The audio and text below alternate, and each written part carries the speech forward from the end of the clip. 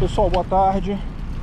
Já vai ser boa noite quando vocês estiverem vendo esse vídeo, porque são por volta das 4 horas, 4 e pouquinho da tarde agora. Certamente até eu terminar o nosso passeio e editar essa coisa e subir no YouTube, se o YouTube se comportar direitinho hoje, já vai ser tarde da noite já. Mas não tem problema não, vai funcionar, vai dar tudo certo. Esse é o nosso Diários da Quarentena. Para quem está caindo de paraquedas aqui, o Diários da Quarentena é um quadro que a gente vem fazendo desde o dia 2 de abril, que consiste justamente na gente desobedecer essas leis idiotas de lockdown e pandemia e essas coisas. Então, assim que o finado Witzel decretou que ninguém podia sair de casa, eu comecei a sair de casa todo dia só para fazer essa gravação, para desobedecer a lei idiota dele. Hoje em dia não é mais desobediência civil, infelizmente, embora eu tenha suspeita que em breve vai voltar a ser desobediência civil, vamos ver. O fato é que hoje eu já posso fazer isso. Em tese ainda é alguma desobediência civil por não usar máscara, mas quem se importa com isso? O sujeito tem que estar muito viajado na gadice para achar que máscara serve para alguma coisa. Enfim, a ideia é a gente aproveitar esses tempos para eu bater um papo com vocês sobre assuntos aleatórios, fazer algum exercício que eu estou precisando e conversar sobre libertarianismo. Então vamos lá. Antes de eu falar sobre libertarianismo, na verdade não, agora mudou, né? Agora eu falo sobre coisas pessoais. Mas enfim, de qualquer forma, hoje eu vou acabar entrando num assunto um pouco mais polêmico. Mas antes disso, vocês sabem toda essa experiência de criar os vídeos curtos gravados num take só com o meu rosto no canal Ancapsu é uma coisa nova. É uma coisa que foge ao propósito do Visão Libertária, que é justamente descentralizar a coisa. Esses vídeos estão muito centralizados em mim. Eu não quero que seja assim. Então eu estou fazendo coisas para mudar isso. Se você entrar no site do Visão Libertária hoje, o libvw.com, outra coisa, eu vou retornar o site para ser visãolibertaria.com. Acho que não ficou muito boa essa mudança não. Mas enfim, o que importa é, se você entrar lá, você vai ver que algumas pautas, você sabe que você pode sugerir pautas nesse site, né? Você entra lá, se cadastra no site, pode sugerir pautas para eu falar no Visão Libertária e também no Ancapsu. Você vai ver lá que tem algumas pautas que foram sugeridas que estão justamente marcadas como Ancapsu, para você saber que essas pautas elas vão seguir um processo de produção simplificado, ou seja, não vai haver todo aquele processo de escrever o script, narrar, produzir, etc. Vai ser um processo muito mais rápido, em que eu vou gravar num take só a matéria, o artigo referente àquela pauta, aquele assunto, e vai sair no canal Ancapsu, não no Visão Libertária. Isso é outra coisa que, aliás, eu tenho que avisar vocês: quem quiser sugerir assunto, tem que ser no site. Tem um monte de gente que me manda e-mail, fala disso aqui assim, assim, não sei das quantas. Cara, meu e-mail é um inferno completo, eu não consigo mais ler e-mail, 200 milhões de e-mails por dia, eu não consigo ler aqui. Então às vezes você está mandando uma mensagem, uma matéria bacana, um troço que seria super legal de eu falar, mas se mandar por e-mail isso, eu vou falar, cara, porque é simplesmente impossível eu manter algum controle sobre isso. Então tem que ser lá no site. E aí lá no site eu já marquei como indicando pro Ancapsu as matérias que eu vou fazer isso. Por quê? Para evitar que alguém vá lá e escreva um artigo sobre elas, porque são matérias que já estão sendo encaminhadas. Não é legal ter alguém escrever um artigo, porque eu já falei, mesmo que tenha sido de forma simplificada, dificilmente vai ter assunto para falar um outro artigo inteiro sobre isso. O pessoal não vai ter interesse. Então tá mais simplificado lá. Agora você pode entrar lá no site, você vai ver as matérias que já estão marcadas dessa forma, e todas elas correspondem a um caso que eu vou falar no Ancaps. Pode ser que não tenha saído ainda, porque eu vou lá no site, eu busco a matéria, eu marco ela, e daí eu vou fazer a gravação. Eventualmente vai ficar gravado e vai ser liberado mais tarde. Então pode ser que não tenha saído ainda, mas vai sair. E se você for escrever um artigo lá no Visão Libertária, cuidado com essas matérias, com esses temas, porque eles já estão marcados. Então evite. Tem muito pouca chance do seu artigo ir para frente se é um assunto que eu já falei, tá? Eu digo muito pouca chance porque às vezes você realmente fala uma coisa totalmente inovadora, totalmente diferente do aspecto que eu dei na matéria. Pode ser interessante, mas tipicamente não vai sair. Então esse é o ponto. Mas mais importante que isso é o seguinte: se outras pessoas quiserem fazer exatamente o que eu faço, ou seja, pegar e gravar um videozinho rápido falando sobre um determinado tópico, sem precisar fazer todo o processo de escrever, revisar, narrar, produzir, essa coisa toda, fazer exatamente como eu faço esses vídeos meus mais informais, eu aceito, tá? Inclusive eu posso abrir, para quem tiver interesse, eu posso abrir o papel de Ancapso no site. É um papel novo, não tá muito bom esse nome não, depois eu vou escolher um nome bacana para ele, dizer algo como produtor de matérias rápidas, ou produtor de conteúdo rápido, alguma coisa assim. Mas por enquanto o nome do papel chama-se Ancapso. Vocês entenderam? É fazer o que eu faço no site Ancapso, gravar a matéria com a notícia por trás. Para quem não sabe tecnicamente como fazer isso, baixa um programinha chamado OBS, que é um programa muito simples. Bota uma câmera. Eu vou fazer um vídeo explicando isso, acho que é melhor. Vou fazer um vídeo explicando. Quem quiser fazer com fundo verde, igual eu faço, fica melhor, fica mais bonitinho. Mas é mais complicado, dá mais dor de cabeça. Fazer com fundo verde é mais chatinho, requer mais iluminação. Se a iluminação não estiver boa, não fica legal o fundo verde. Então tem uma dor de cabeça aí associada ao fundo verde. Mas não precisa de fundo verde. Você lembra que os primeiros vídeos que eu fiz no Ancapso, eu não tinha fundo verde. Eu fazia direto, ficava um quadradinho ali com o meu rosto. Não é o ideal, mas é perfeitamente razoável. O assunto em si é muito mais importante do que qualquer questão de efeito estético da coisa, né? A gente requer um determinado grau de beleza estética, assim, para ficar um negócio agradável para quem ouve a notícia. Mas sem dúvida alguma isso não é o mais importante. O mais importante é o conteúdo. Então, quem tiver interesse em fazer isso, o pagamento vai ser 2 vezes 80 satoshis por palavra. E como é que eu vou calcular essa palavra? Eu vou... Depois que eu subo o vídeo para o YouTube ele faz a legenda para mim, a legenda automática do YouTube. Então com essa legenda automática do YouTube eu consigo saber quantas palavras tem efetivamente, mesmo que você não tenha escrito um script bonitinho. E como eu entendo que a pessoa que fez isso, ela fez não só redigiu o texto, mas também revisou, narrou, produziu e coisa e tal, ela tem direito a 80 satoshis por palavra nesse caso.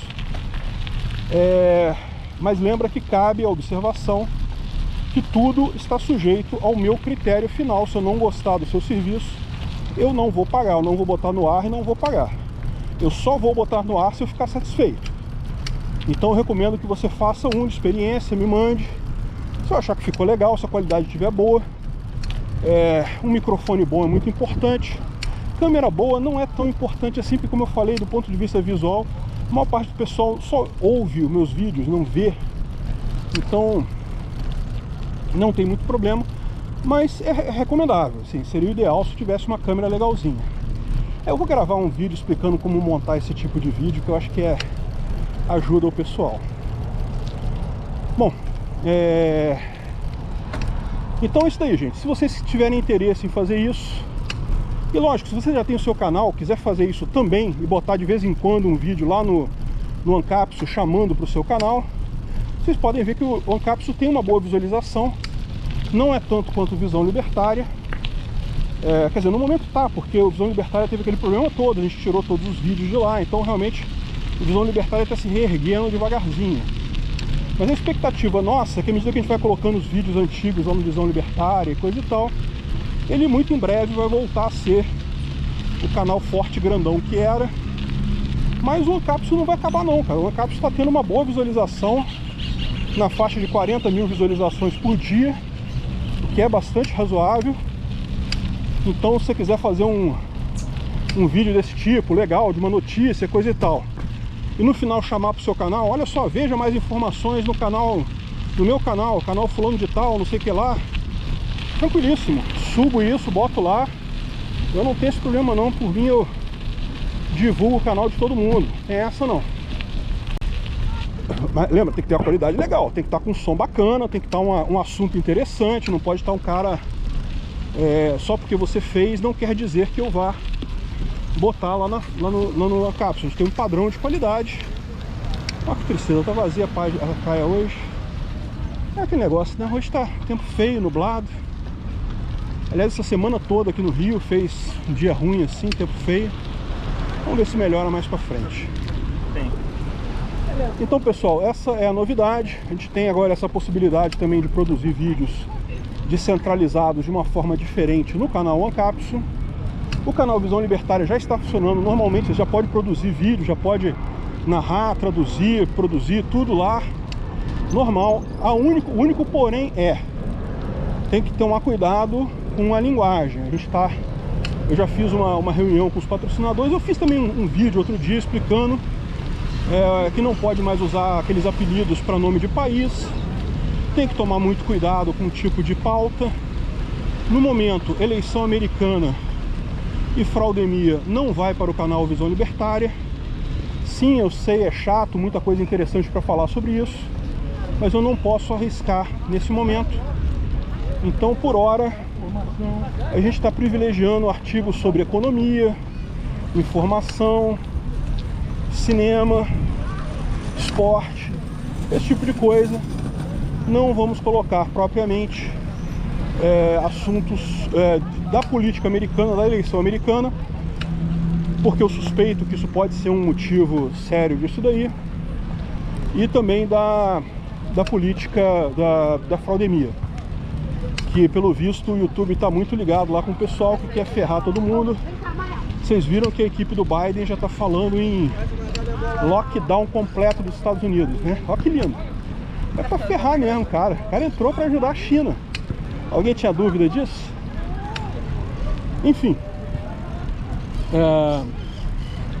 Quer dizer, ainda não entrou, né? Ele ainda tá ali na briga pra entrar. Vamos ver se entra mesmo. O Trump já colocou lá mais algumas informações, que parece que teve um monte de voto desviado por software, sei lá o que. Mas aquele negócio, só falar ali no Twitter não dá muita ideia, né? Se isso realmente tem alguma evidência mais séria. Não é... Como eu falei no vídeo, você não precisa ter prova antes de entrar com a ação. Você pode ter só a suspeita, uma indicação de que aquilo seja um problema, e vai produzir prova ao longo do processo. Mas tem que ter alguma coisa, não pode ser também... Ah não, alguém filmou um cara queimando papel e disse que era a cédula do Trump, então, pô, aí também não tem como saber, tem que ter um mínimo de evidência, pelo menos, para iniciar a ação, né? Então, a situação, como eu falei, é essa. A gente vai ter que esperar agora, ver como é que essas ações na justiça do Trumpão, como é que elas vão seguir. Eu, por via das dúvidas, já encomendei o meu bonezinho do Biden. Então agora eu já tenho bonezinho de qualquer jeito para usar dia 14 de dezembro, seja do Trump, seja do Biden. Vocês sabem, para mim faz muito pouca diferença qualquer um dos dois. Eu torço pro Trump, torço mesmo, acho mais divertido, acho mais legal. Mas, no final das contas, dizer assim que eu acho que vai acabar o mundo se entrar o Biden, não faz muita diferença não. Vai sacanear muito o pessoal que mora lá, né? A gente aqui vai fazer muita diferença. Pode ser até bom, sabia? Pode ser até bom. O dólar tá caindo com a proposta aí do Biden.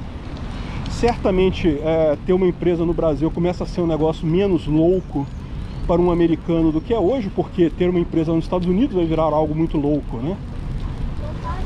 Enfim, vamos ver como a coisa caminha. Um outro assunto que eu queria aproveitar e falar é sobre a questão do... Eu fiz um vídeo hoje que o foco do vídeo era a questão do Sleeping Giants cancelando a Gazeta do Povo. Esse era o objetivo do vídeo, isso que eu fiz lá, que eu falei, coisa e tal, meu argumento todo foi nesse sentido. Mas para explicar a situação da Gazeta do Povo, eu acabei mencionando o assunto do Rodrigo Constantino e fui bastante criticado por isso. Eu admito que eu errei em um ponto. Eu falei que ele teria dito a tal frase que o pessoal está acusando ele de ser apologia ao estupro. Ele teria dito essa frase no Pingo nos Is, na verdade não foi isso. Ele falou essa frase numa live pessoal dele. Eu só fiquei sabendo dessa história toda depois. O vídeo que eu assisti dele foi o vídeo dele explicando o que tinha dito, essa frase, coisa e tal. E como eu falei, esse tipo de coisa, gente, eu sinceramente, depois que eu vi o vídeo dele explicando, eu vi o vídeo original e achei que, apesar de eu entender o contexto, apesar de estar claro no contexto que não era isso, ele poderia sim ter escolhido melhor as palavras ali, não ter deixado a coisa tão aberta, a guarda tão aberta naquele ponto. Então, não estou dizendo que ele está fazendo apologia ao estupro, é lógico que não, é evidente que não. Isso aí foi uma acusação totalmente sem base, mas que ele poderia ter escolhido melhor as palavras, ele poderia. Isso aí, gente, faz parte, a gente fazendo essas gravações ao vivo, esse tipo de coisa. É natural que você uma hora ou outra acabe falando alguma coisa um pouco menos razoável. Eu acho que ele depois ele fez um vídeo esclarecendo, explicando, coisa e tal. Então isso também pesa a favor, ou seja, é normal, você fala alguma coisa errada, você depois corrige aquilo que falou. Não tem problema nenhum isso. Mas esse assunto rendeu, porque o assunto rende muito, porque eu expliquei um ponto que para mim é óbvio, tanto como advogado juspositivista, como libertário, na ética libertária, que é você fazer sexo com alguém bêbado, mas assim, quando eu digo bêbado, é lógico, não estou querendo dizer uma pessoa que bebeu uma cervejinha e tá altinha, não, é uma pessoa que está realmente muito bêbada, incapaz de pensar direito, uma pessoa que não está falando coisa com coisa, é evidente. Isso é uma premissa, isso é uma premissa básica da coisa. Evidentemente que cada pessoa tem um grau de capacidade de tolerância ao álcool. Tem gente que bebe pra caramba e continua plenamente lúcido. Tem gente que toma um copinho de cerveja e já começa a ficar alegrinho. Então isso é de cada pessoa.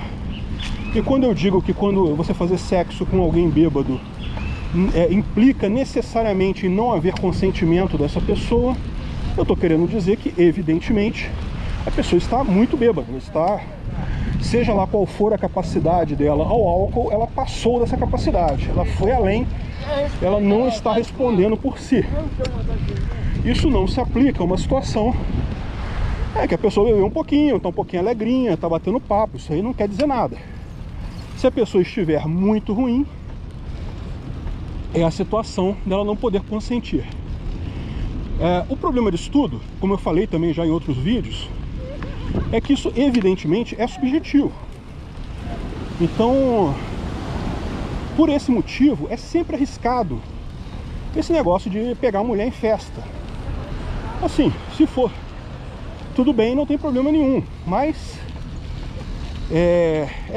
sempre corre esse risco dela alegar depois que não estava em pleno uso das suas faculdades mentais e alegar que foi estupro porque foi sexo sem consentimento.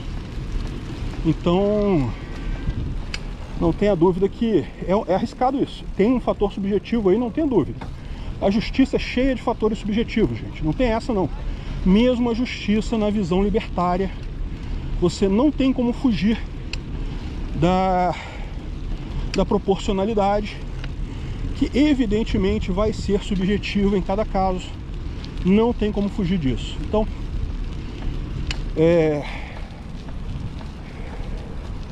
esse negócio da mulher tá bêbada, realmente o ideal é você não fazer sexo com ela, se ela estiver muito bêbada. Ela beber uma cervejinha, pô, isso aí não, muito pouco provável. E lógico, nada disso eu tô falando tem a ver com o caso da Mariana, né? Lá, o que ela estava alegando nem era bebida, era que ela botaram droga no copo dela. Então aí, de novo, eu já falei mais de uma vez isso. Eu não sei o que aconteceu. Eu deixo esse caso nas mãos do devido processo legal, que o pessoal que tem acesso a todas as informações tome a melhor decisão possível. Eu que tenho acesso a pouquíssimas informações, só o que eu vi na internet, não tem como eu tomar uma decisão melhor do que a deles. Então deixa pra lá. O devido processo legal não acabou ainda, embora o André tenha sido inocentado. Ela pode recorrer, isso pode subir para a instância superior. O duplo grau de jurisdição é uma das garantias do devido processo legal. Então a história é essa. Bom, o ponto todo que o pessoal pegou muito é essa história. Ah, mas e se os dois estiverem bêbados? Olha só, para início de conversa, como eu falei, o ponto de você estar bêbado a ponto de não ter capacidade de consentimento requer que você esteja muito bêbado, ou então muito drogado. Bêbado é até difícil imaginar que duas pessoas vão conseguir fazer alguma coisa se estiverem totalmente chapadas. Mas com outras drogas é possível imaginar que, mesmo estando absolutamente drogados, sem nenhuma consciência de nada, a pessoa ainda tem a capacidade de fazer alguma coisa. Mas aí entra uma distinção fundamental que muita gente se esquece nessa hora, que é a diferença entre ação e consentimento. Por exemplo, muita gente fala assim: ah, mas então se eu estiver bêbado e bater com o carro, não foi culpa minha. Não, lógico que foi culpa sua, porque você era o agente ali, você estava agindo, você estava fazendo a coisa. Se você está fazendo alguma coisa propositalmente, dirigindo um carro, por exemplo, e bateu em outra pessoa e causou prejuízo, é evidente que o fato de você estar bêbado não muda nada, a pessoa continua culpada, até pior talvez, por ter aumentado o grau de imprudência seu, muito imprudente nesse caso, muito imprudente, negligente nesse caso. Então, para quem age, para quem está agindo, a bebida não faz diferença. Olha só, existe até jurisprudência que diz que sim, tá? Por exemplo, se alguém te drogou sem você saber, sem você estar consciente daquilo, e daí resultou de você gerar um acidente de carro, isso pode ser usado na sua defesa. Eu fui drogado contra a minha vontade, eu não sabia o que estava fazendo e bati com um carro. Então, existe jurisprudência para isso, mas o ponto central aqui é que tipicamente a pessoa voluntariamente beber ou voluntariamente tomar uma droga e causar alguma coisa, ela fazer algo, isso não exime ela. Agora, isso é diferente de alguém fazer algo com essa pessoa. Ou seja, é a diferença entre a ação e a passividade. Entende-se que, no caso, ela foi levada por ele, ele tomou a iniciativa, ele fez a ação. Isso é muito comum porque, tipicamente, nesse caso de relação heterossexual, geralmente é o homem que toma a iniciativa nesse tipo de coisa. Por esse motivo que tipicamente tem muito mais estupro cometido por homem. Vamos para a seguinte situação: suponha que os dois estão bêbados, tanto o homem quanto a mulher, mas daí o homem vai lá, canta a mulher e consegue. Ele tá bêbado, mas não tá tanto assim, porque se eu tivesse tão bêbado assim também não, mais provável nem conseguir nada. Mas ele consegue, e no dia seguinte, quando a mulher recobra a consciência dela, ela pode acusar ele de estupro, é evidente. Por quê? A iniciativa foi dele, ele tomou a ação. Isso faz a diferença. O cara não pode usar a bebida para desculpar uma ação dele. A bebida é usada para evitar o consentimento, ou seja, você não aceitou de fato que fizessem algo com você. Então, é possível que uma mulher estupre um homem? É possível. Se o homem está parado lá, caído, mortão, e a mulher vai lá e faz alguma coisa com ele, sei lá, chupa o pau dele, ou faz alguma coisa assim, sem o consentimento do cara, ela está estuprando o cara, não tem dúvida. O cara está parado, ele não está agindo, ela está agindo. Ela estuprou ele. E veja, um outro ponto também que aí muita gente levanta assim: ah, mas como é que vai provar isso? Isso é um conceito fundamental em direito, que você tem que separar essas coisas. Uma coisa é o que é certo e o que é errado. Outra coisa é como você vai provar isso. São coisas diferentes. Então assim, estamos estabelecendo que se a pessoa estiver bêbada, além do ponto de ter capacidade de decidir dela, ela é vulnerável, ela pode ser, isso é um estupro de vulnerável. Aliás, isso é uma outra distinção que é importante de fazer. Mas deixa eu terminar primeiro o pensamento anterior primeiro. Então, como é que você vai provar que a pessoa estava bêbada a ponto de não ter capacidade de consentir? Isso daí é outra história completamente. É um outro patamar de questionamento. Mas o fato é, se ela tiver, ela não consentiu. Esse é o ponto central da coisa. Porque uma outra coisa importante de fazer, de lembrar, é que o crime de estupro no Brasil, a forma como ele foi positivado, está em 2 artigos meio que diferentes. O 213 é o estupro, digamos, propriamente dito, que é com uso de força, com uso de violência ou ameaça de violência. Eu acho que nesse caso ninguém tem dúvida de nada. Se o cara aponta uma arma para a mulher e trepa com a mulher com a arma apontada na cabeça dela, é evidente que isso é estupro, é errado. Acho que não tem nenhuma dúvida aí. Não creio que ninguém tenha questionamento aí. Ou usa violência, usa força física para imobilizar a mulher e fazer sexo com ela contra a vontade. É evidente que isso é estupro. O problema todo é o 217A, que é o outro crime de estupro de vulnerável. O que é estupro de vulnerável? É quando o estupro acontece não por uso de força ou de violência, mas justamente porque a mulher não foi capaz de consentir. Na verdade, no caput, na parte central do artigo, ele fala que fazer sexo com um menor de 14 anos. Então, em tese, qualquer criança, qualquer mulher ou adolescente, homem ou mulher, adolescente que seja com menos de 14 anos, é considerado incapaz de consentir por essa lei. Então, se você fizer sexo com ele, não interessa nenhuma outra situação. É proibido fazer sexo com menores de 14 anos no Brasil. Tá, ponto final, acabou. Então, se você fizer isso na lei positivada de Banânia, você está cometendo estupro de vulnerável. Se a menina tem 14 anos, porque veja, menor de 14, ela tem 13 ou 12 anos, é estupro. Se for maior de 14, não é estupro, tá? Assim, muita gente acha que é crime, por exemplo, um cara de 70 anos fazer sexo com uma menina de 16, ou de 15, ou de 14. Não é, tá? Na lei positivada de Banânia não tem crime nenhum aí. Crime seria se fizesse com menor de 14. Alguém com 13 anos ou 12 anos. Menos de 18 anos não muda nada. De 18 anos A única coisa que muda é a questão... tem alguns outros crimes associados, que é tipo enganar a pessoa, coisa e tal. Tentando lembrar aqui, mas... já faz um tempo que eu estudei esse troço, e a verdade é que eu nunca fui advogado criminal, então nunca usei esse troço na prática. Então... mas tem algumas coisas, eu sei que se você pagar para fazer sexo com menor de 18 anos, isso também pode ser enquadrado em algum item lá.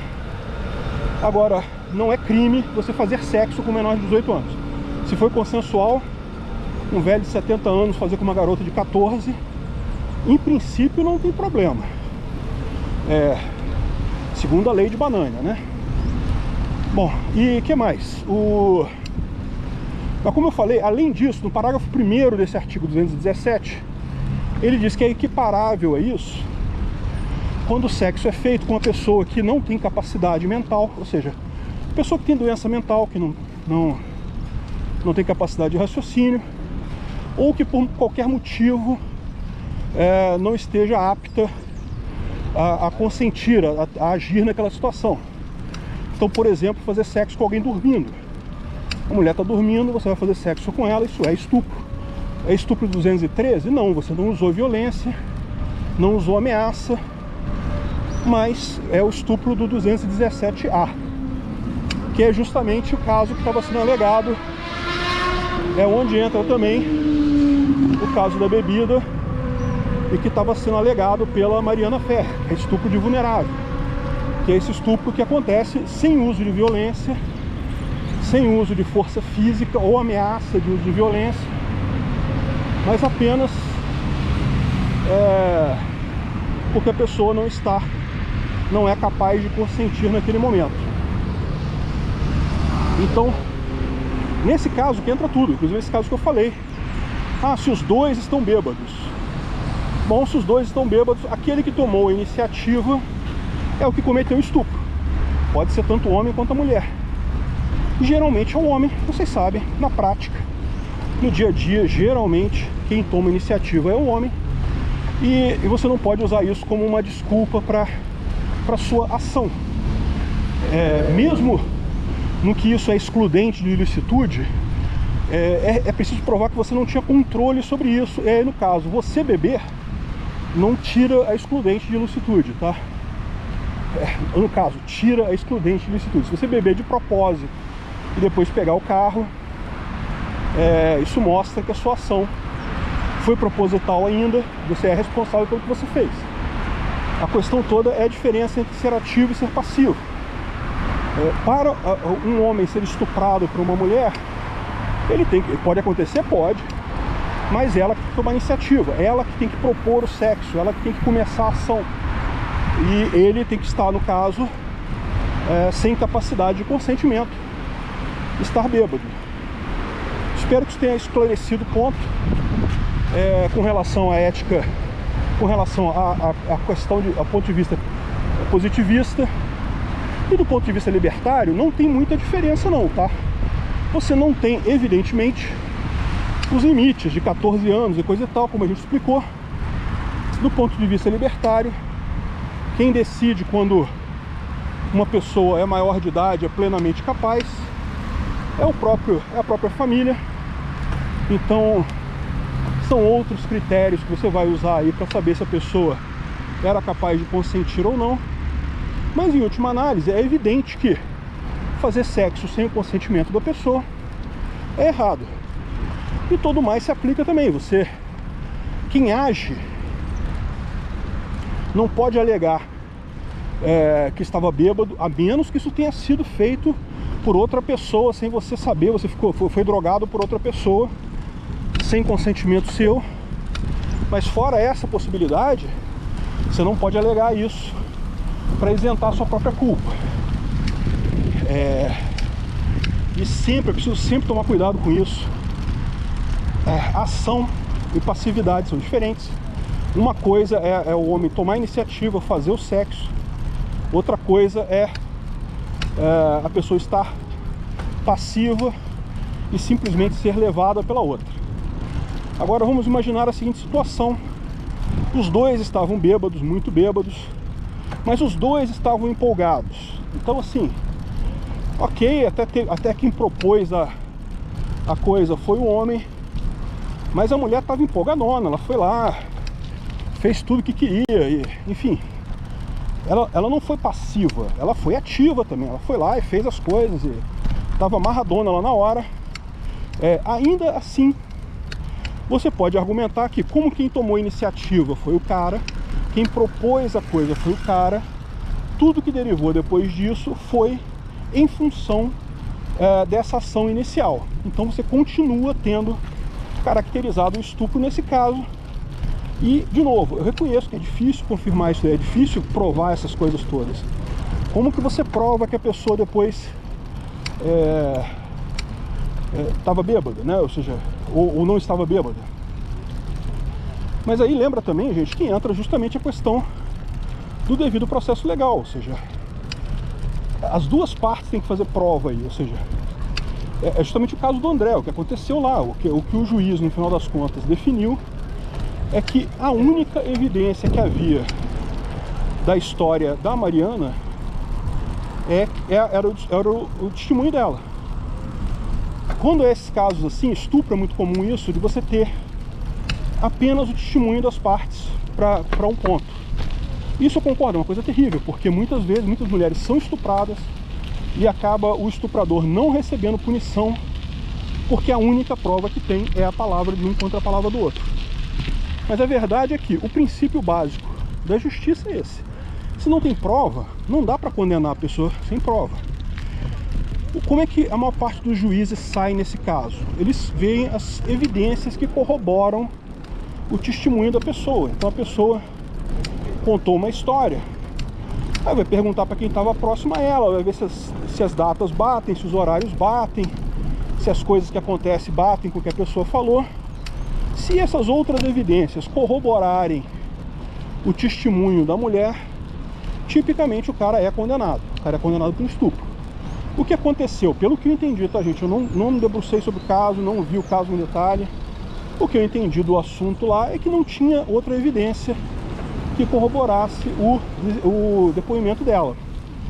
Isso quer dizer que não foi estupro? Não sei, cara, pode ter sido. Nenhum de nós estava lá para saber o que aconteceu. Pode ser que ela tenha sim sido estuprada. A questão é, não tem prova. E isso é um problema, ou seja, você não pode condenar sem prova. Porque, como eu falei, a verdade é que a justiça, ela é muito falha. Infelizmente, quem espera uma justiça perfeita, que sempre aponte o culpado e coisa e tal, amigo, vocês estão no osso. Não existe isso não. Justiça, por definição, é algo extremamente sujeito a erros. Eu fiz um vídeo sobre isso, sobre a justiça privada, em que eu explico os vários tipos de erro que você pode ter num julgamento. E é o dia a dia, cara, acontece o tempo todo isso. Infelizmente, o devido processo legal, como eu explico nesse vídeo, é uma forma de você minimizar a possibilidade de erro. Não é pra, tipo assim, seguir o devido processo legal não vai ter erro nenhum. Não, vai ter erro pra caralho, sempre tem. Justiça é cheia de erro. Você vai minimizar esses erros, você vai diminuir o erro. Vai ter menos erros do que se você não fizer isso. Querer dizer que vai ter uma justiça perfeita é igual o pessoal que defende pena de morte. Não, mas nesse caso aqui eu tenho certeza que foi ele merece, portanto, morrer. Amigo, não existe isso, cara. Não existe a corda. É muito erro que tem na justiça. Não existe esse caso do cara que é condenado com todas as evidências. Não existe isso. Ah, o cara confessou que foi ele. E como é que tu sabe que ele não foi forçado a confessar pelo policial? Como é que você sabe que o cara não é doente mental e tá falando aquilo porque achou que ia ser bonito? Amigo, justiça não tem como ser perfeita. Tem que tomar muito cuidado com isso. Porque justamente o que você pode almejar no máximo é uma justiça pouco falha. Justiça perfeita não existe, e todo mundo que tenta isso acaba numa situação muito pior do que se contentar com o bom. É um daqueles casos que o ótimo é inimigo do bom, às vezes inimigo cruel. Bom, minha gente, eu vou parar por aqui. Falei pra caralho hoje, né? Por agora que eu tô vendo, já tô andando aqui. dando volta pra cacete. Bom que eu faço exercício, pô. Olha que maravilha. Ainda vai sair uns vídeos hoje, tá? Mais tarde um pouquinho. Então é isso aí, minha gente. Grande abraço pra vocês. Até a próxima.